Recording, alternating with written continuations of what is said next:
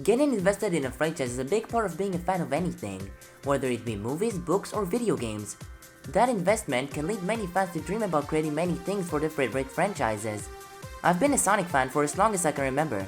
Watching Sonic X every day, playing Sonic 2 and Sonic Mega Collection Plus and getting stuck on Chemical Plant, and being in Sonic Colors for the first time are memories I cherish up until this very day. Being a fan for so long has led me many times to create things related to it. Comics, art, and level design are all things I have tried many times, but ever since I was young I always wondered what it would be like creating an actual Sonic game. Well, I still don't possess the talents to create a game, ideas on the other hand aren't as hard to have, so I thought, what if I tried to make a Sonic game? It can't be that hard, right? Oh boy.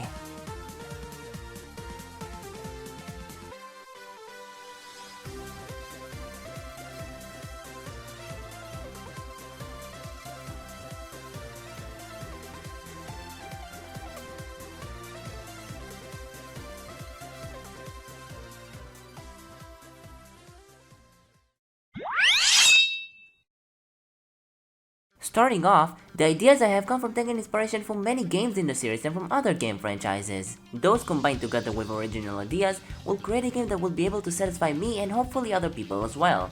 This isn't to say my ideas are the ideal way the series will approach in the future. Everyone has their own taste and I don't expect everyone to like everything I have to present. This is simply me showing ideas I've had for a long time for my own dream Sonic game. Before anything, I'll have to explain the premise of the game. It will be a fully 3D game with full camera control, either in the adventure or boost formula, but I'll use adventure to show off my ideas since its simplicity makes it much easier to explain and create level design for. 2D sections will be absent, but sometimes the camera will switch to a more 2D perspective to help with things like wall jumping. The game will center around Sonic of course, but will give a major role to Tails, Knuckles, and Amy. The relationship between these characters is something I feel like has been lost over the years, and it's a real shame since they, along with Eggman, are my favorite Sonic characters. Speaking of which, the main and only villain of this game will be Dr. Eggman. Ancient gods and monsters is a concept I've grown very tired of. Most attempts fail to leave an impact on me, and I would much rather have Eggman take center stage for once and make him a threat all by himself. Another thing I would like to see is the Chaos Emeralds being plot relevant again. The last game to do that was Unleashed, and it's something that to me will be very fun to see again. In terms of other characters in the story, I wouldn't want any other main characters. To me, that would only take away time from actually developing the main cast. I want to avoid situations like having the cast so big to the point where almost none of them are relevant. Like a certain game that came out in 2017, not naming any names. So characters like Shadow for example would have to think this one out. The only stretch I'm willing to make is adding Orbit and Cubot since they mainly exist just to complement Eggman's comedy and won't have a major role in the story. But besides that, that's it. Going more into detail to how I would like the characters to be handled, I will start with Sonic. For me, Sonic has always been this character that while likes to show off and be cocky, will always stand by what he thinks is right and protect the people he cares about. And I think his best portrayals are easily the Sonic Adventure games, Unleashed and Sonic X. Something about him in them makes him look extremely cool and fun to watch. One of the main reasons to that I feel is that those versions of Sonic let him do things in the main story and not just in gameplay. Sonic moves, runs, and fights in cutscenes. I want to see more moments like Sonic jumping off a helicopter and scanning through City Escape, Sonic breaking into Eggman's spaceship and destroying all of his robots, and Sonic jumping from cliff to cliff to reach Little Planet.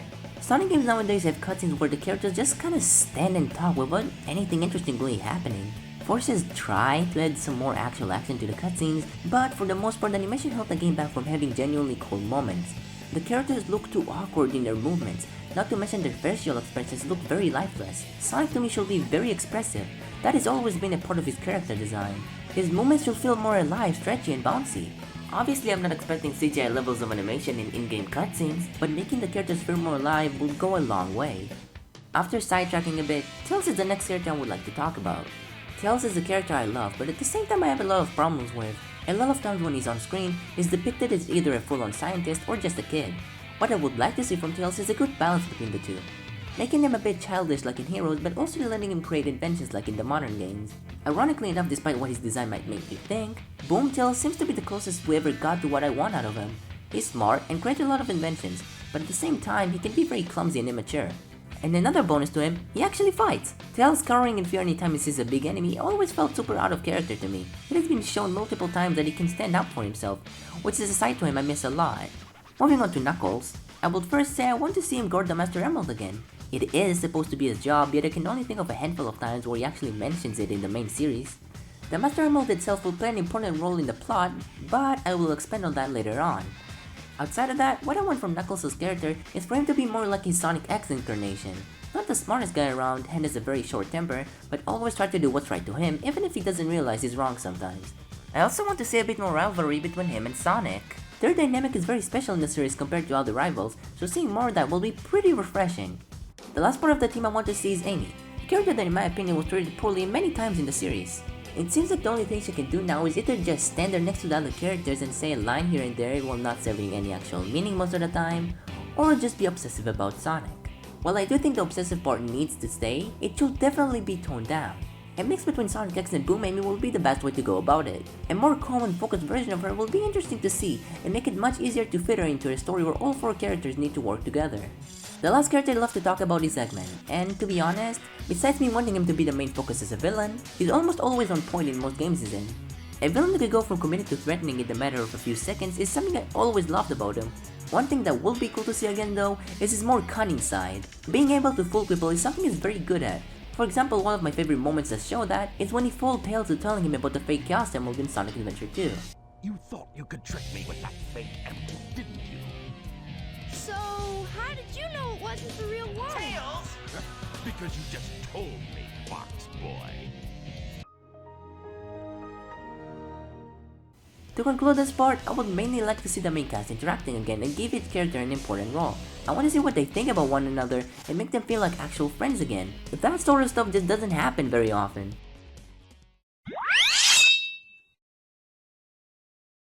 Before jumping into gameplay details, I'll have to explain the plot of the game, since it's important to know what the end goal is. The plot will start in Sonic Adventure locations, which means places like Station Square and the Mystic Ruins will come back. The story itself won't be very dark, but still have its more serious moments. Our story begins with Eggman trying to fool Knuckles again, in order to get the Master Emerald, but this time Knuckles has done enough and started attacking Eggman immediately. After a fight between him and Eggman, Eggman would lose and get sent flying. Conveniently enough, he falls right next to a Chaos Emerald. Up until this point, Eggman has been gathering the Chaos Emeralds, and lucky for him that was the last one he was missing. After grabbing the Chaos Emerald, Eggman starts thinking of a new scheme, and rushes to his lab to start his plan. A week later, Sonic and Tails are relaxing on Emerald Coast, when suddenly they hear an explosion coming from Station Square. After a running scene similar to the one in the Sonic OVA, they find Amy fighting a robot with glowing green eyes. When seeing Sonic, the robot flies towards the Mystic Ruins, and after rescuing civilians, the team follows after it. When Sonic, Tails, and Amy arrive, they catch up with Knuckles, and that's where the first stage will start, the Mystic Ruins. After completing the stage, the gang finds Eggman and the green-eyed robot. Before the boss starts, the robot captures the team with an energy beam, as Eggman starts explaining to them how he led them into a trap. While ordering the robot to charge an attack, he explains how we created 7 robots with a Chaos Emerald installed in each one, and that they're all currently creating destruction in different areas. Eggman announces their name proudly. Honestly, I had a hard time thinking about a fitting name for them, so let's just go with the Chaos Masters. Yeah, that works, I think. And since the Chaos Master in front of them is the Green Emerald model. Before Eggman finishes his explanation, Sonic charges the spin dash, breaks the energy beam he and the others were trapped in, and thus the first boss fight starts. At the end of the fight, Knuckles would use the Master Emerald to weaken the emerald inside the Chaos Master, letting Sonic and the others go for the finishing blow. After the fight, the story will take Sonic and the others together with the Master Emerald to different areas, each guarded by a different Chaos Master. To avoid the story from feeling repetitive though, each area will have its own population with its own story to tell, plus many twists and turns that will occur throughout the story. That was the basic setup of the plot, and I feel like writing a more simple story like that will give the game more time to develop its characters instead of trying to set up a new villain, for example. I just mainly want the story to make the characters likable and fun again, letting them actually talk to each other while each serving an important role. I've been talking about story and characters for so long to the point that I almost forgot I'm making a game. So might as well jump right into my gameplay ideas finally.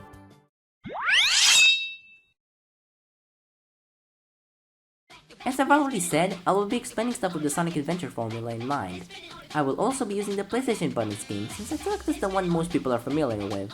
Sonic will be the only playable character, because in all honesty, I think until Sonic Team figures out how to make him fun again, they should not put the focus on any other playable character. Having one good and focused gameplay style that works is the main thing I'm trying to achieve.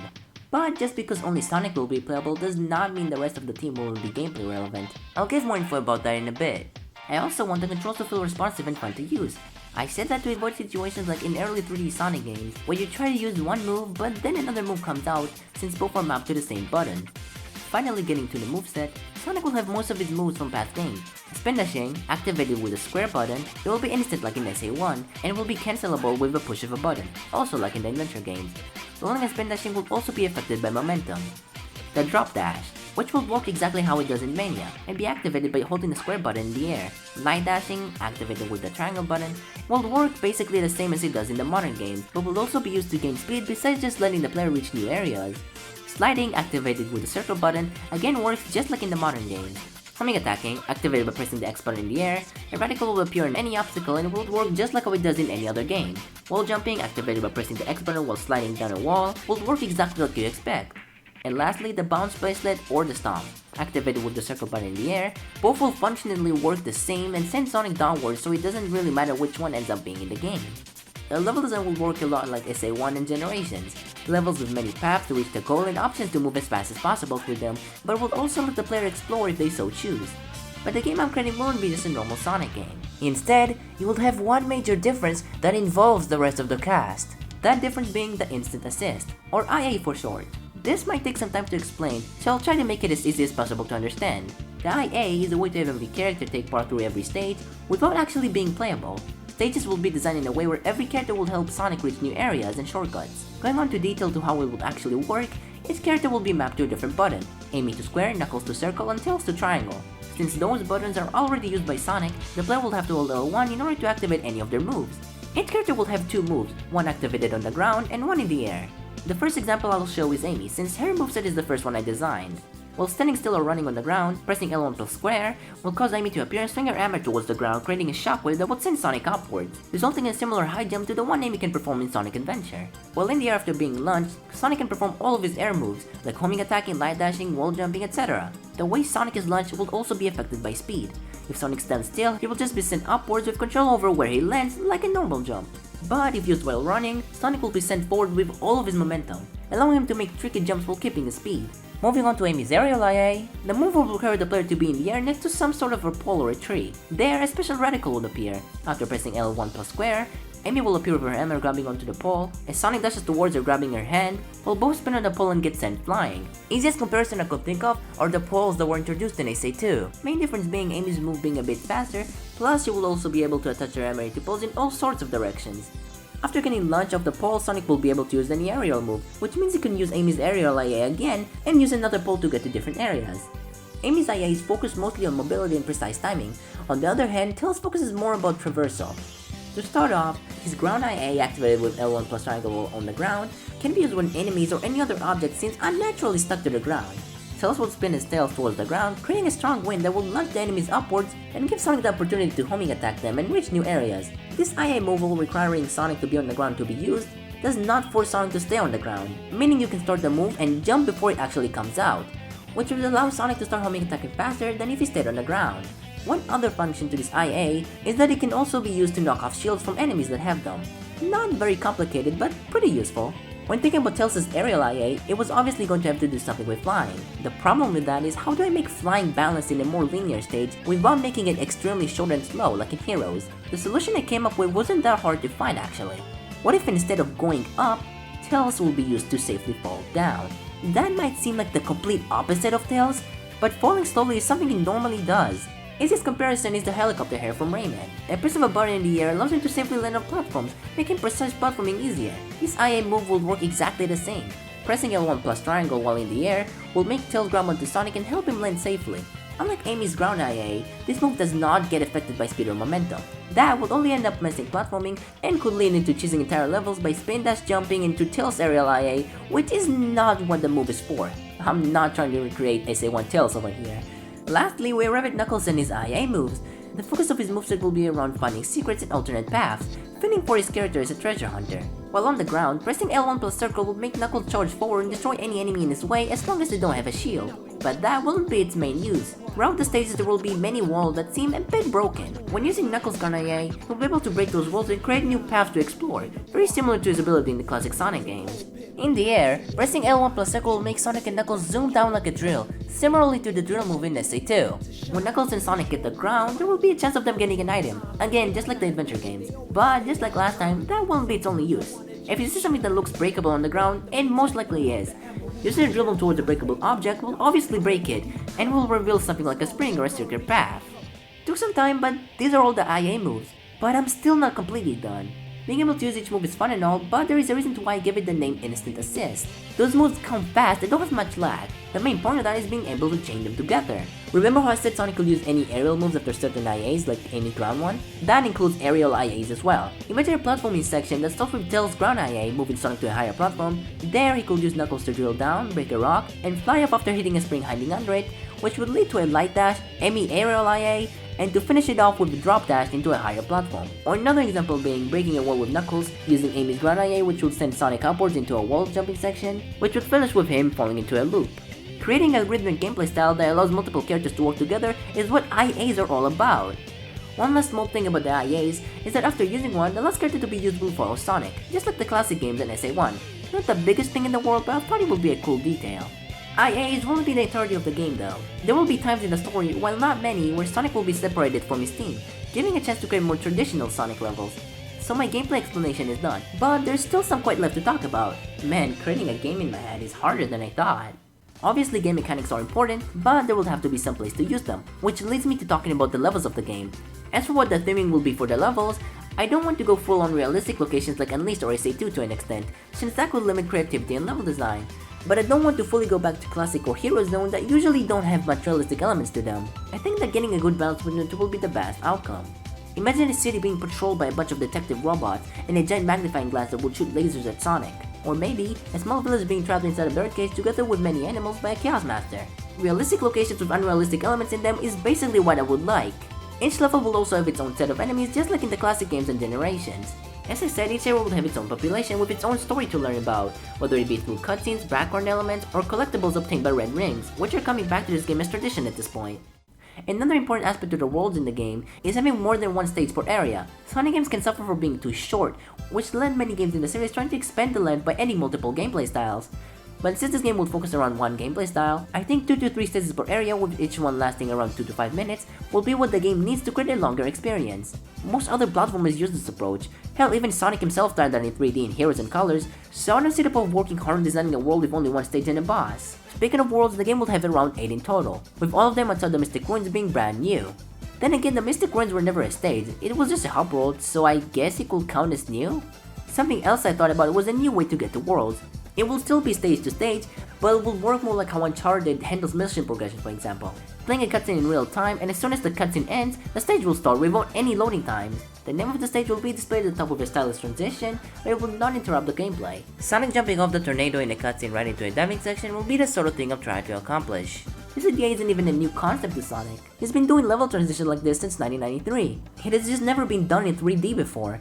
Jumping from level to level in worlds will require no loading times either. The stage will end like the usual with a rank and a pose, but then the game will go right to the next stage from where the last one ended off, exactly like Sonic 3 and Mania. Now for the last part of the section of this video, I want to talk about how bosses will work in the game. I actually have 2 ways to approach the bosses in mind. Both work in their own right, and not one way is better than the other. Bosses in Sonic games in general can range from being extremely easy to frustratingly boring because of long wait times for the bosses to have an opening. To me, the best bosses in the series were definitely the Generations ones, which will be the first way to approach bosses, either full-on levels like Perfect Chaos or chases like Silver. Both are fun ways to do it and don't have much winning involved with them if any at all, they constantly keep you doing stuff. So basically more Generations is what I'm asking for. The second way to create bosses is an idea that was never tried in a Sonic game before. What if bosses were mixed with a more rhythm aspect to them? The bosses will both play the basic chase ones like the Silver one for example, but the way the bosses attacks and the way the obstacles are designed will be synced to the music. Basically think of Rayman Legend music levels, but as bosses. Huh, that's the second time I mentioned Rayman in this video. That's kinda awesome. Damage will be dealt to bosses with homing attacks or any other attacking move that when synced with the music will do more damage. Of course, choosing this approach will require them to create different songs for each boss, but I feel like this idea is almost kinda worth it. Nothing like this was ever done in the franchise, and I feel like it will be a fun new way to approach boss design. Again, both work, it just depends on your preference mostly. Of course, the last boss will involve Supersonic, but I don't see a reason to change the way bosses are designed just because it's a Supersonic boss. Usually when they try to make super forms playable in a boss, it doesn't really work that well in my opinion, so I say just make a harder and more exciting fight with the same type of boss design, and that will be perfect actually. Speaking of super forms, all the characters will be involved in the final boss. but I'm not sure if I would let them go super. Giving Amy a super form does feel a bit fanfiction-y for my liking, but then again, this whole thing is basically fanfiction, so might as well I guess. Also, after the fight, the super forms will be usable in normal stages, none of that DLC nonsense. Well, I did say the last part will be the end for gameplay talk, but I guess the next thing is kind of related to it I guess. The game will have no life system, continuing the idea from Forces, but this creates a problem. What's the point of collecting rings if 100 of them won't grant you a life? For that, I have a solution. After beating a stage, the amount of rings collected will be saved and it could be spent at the shop. That shop will sell abilities much like in Generation, like faster moves or stunning a stage with the item for example. But that's not all. Rings can be spent on less functional things like different skins for Team Sonic, different hats, and companions that follow Sonic like Chows and Flickies for example. So basically the same way Mario Odyssey lets you spend coins for costumes. Going with this idea will require making it so the player won't lose all their rings when getting hit, to not make the process extremely frustrating, and also give the chance to bring back something from 06 of all games. Getting a good rank in a stage will reward the player with rings, a higher rank will obviously reward more rings. Also, none of the things in the shop will be purchasable, since just like in Generations, some are locked behind red rings. Okay, this time for sure, that was the end of gameplay talk finally. Wait, no, please add a time trial option where you can race your own ghost. Sonic 3 Air did it and it was super cool. Maybe even add an option to upload your own ghost to let other people around the world to race it. Oh, that'll be so fun! Okay, seriously this time, that's it. Now to move on to things that should take less time to talk about, like the soundtrack. Since the game will return to a more adventure sort of feel, I will prefer to go back to a soundtrack that fits that mood more, but man, at this point, as long as it's better than Force's OST, I'll be fine with it. I mean that OST wasn't that bad, right? But it was a letdown to be sure. Whether it be Crash 40, T-Lopes, Otani, or all of them together, I just want a good soundtrack that fits the mood of the game. Sort of continuing from talking about the start of the game, voice acting is also extremely important. Obviously if this game was made, they would use the current voice actors, but since this is my game, I'm just going to list the ones I prefer the most. For Sonic, either Roger Craig Smith or Jason Griffith will be good. Roger is my favorite Sonic, but Jason is so close to him that it doesn't even matter. Both are great to me. My favorite Tails is easily Colleen. I feel like she captures his personality perfectly and I really hope they keep her in the second movie. For Knuckles, it's super close between Dan Grin and Travis Willingham. My choice will change depending on what day you ask me this question, but for now, I feel like I want Dan Grin more because Sonic X Knuckles is just easily the best Knuckles to me. For Amy, no disrespect to other Amy voice actors, I like them all, but I will never understand why they replaced Lisa Ortiz. She's literally the perfect voice for her. Anytime I hear a different voice for Amy, it just feels kinda off. Not bad, just kind of weird I guess. Eggman? He's Mike. I don't think I need to really explain why, I feel like most people will agree he's perfect for the role. What else? Oh right, please bring back opening cutscenes that play the game's theme song. It used to be such a staple, but after college they just stopped making them and that really sucks. Also character themes, they stopped that after 06 for no reason. If there is remixes or new songs, I would love for them to come back. Another thing, I would be so happy if they give a 2D box art to the game. They almost never use 2D art, and a box with similar art to the ones we get from Sonic Channel would be so cool. Well, I think that covers everything I wanted to talk about. Wait, actually, I didn't give my game a name now, did I? Well, I think it's already been established that I'm not the best at naming things, but I think this name is fitting enough. Sonic Reunited. That is the name I thought of. And I feel like it represents what I'm trying to achieve with this game pretty well. Reuniting Sonic with Tails has been gone for a long time from the franchise, like multiple characters being relevant in gameplay and plot, the Chaos Emeralds and the Master Emerald being important again, old locations coming back, and just generally being reunited with the feel Sonic used to have. That cool and fun atmosphere that's been missing for a while now.